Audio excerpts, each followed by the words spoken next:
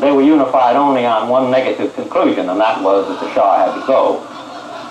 The leader of the so-called First Government of God was thought by many to be God himself. With Khomeini in power, Iran became an Islamic republic and joined the radical Arabs of the Middle East in opposing Israel. Oil to Israel was cut off, and Khomeini said that the revolution would not be complete until the Palestinians had a homeland.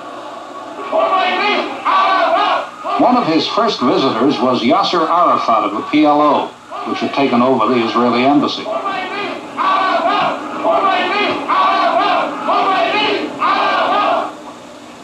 It was not a time for foreigners to be in Iran, especially Americans. The United States Embassy was the only embassy in Tehran to be overrun.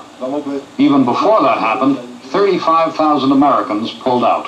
The German is saying that we are very proud and very pleased that we're chucking them out.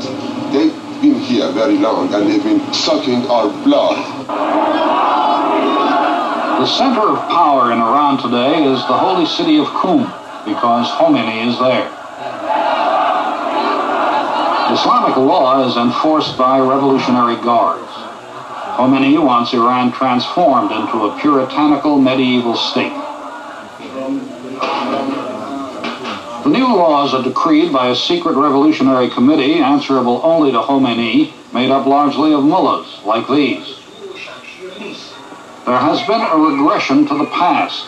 Newly won women's rights have been lost, and most women are now back under their chadors, their veils. Iran's economy has come to a standstill. These villagers have pitched tents outside unfinished, abandoned apartments, hoping to move in. But that is unlikely.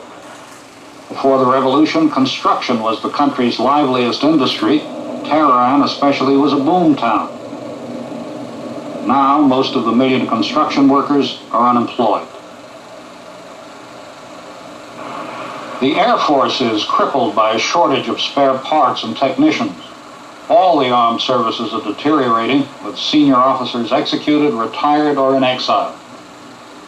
Many of the jobless in Tehran have become street vendors. Of the workforce, perhaps a third, 3 million, are unemployed. Khomeini may be sitting on a volcano. These disillusioned students are waiting for visas to leave the country.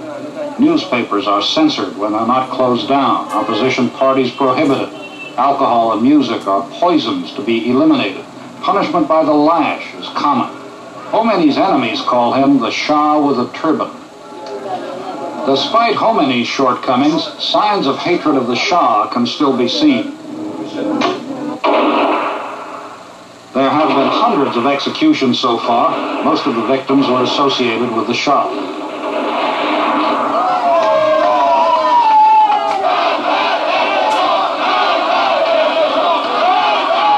Under Khomeini, there has been rioting again in Tehran, with Khomeini as the target.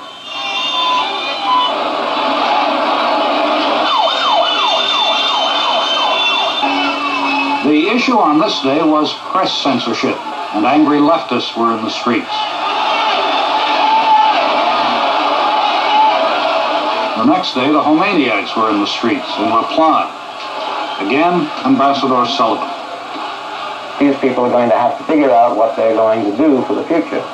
They're far from having determined that yet. Unfortunately, there are so many weapons in the hands of so many diverse groups that I feel that there will be internal turmoil in Iran for some time to come. Turmoil there is among such minorities as these Arabs of Khuzestan in the south. They virtually destroyed the Shah by shutting down the oil fields and threatened to close them again. The minorities want self-rule. The Kurds in the north are fighting to get it. I think it's a very difficult thing. I think that perhaps it is the most important problem the revolution faces. If the government doesn't give them some kind of self-determination, what will happen in future is separatism. Separatism is a mild way of putting it. Civil war is a possibility. Oil production could be ended. The country could be torn apart. Even without that, there is no cheerful prospect for the United States.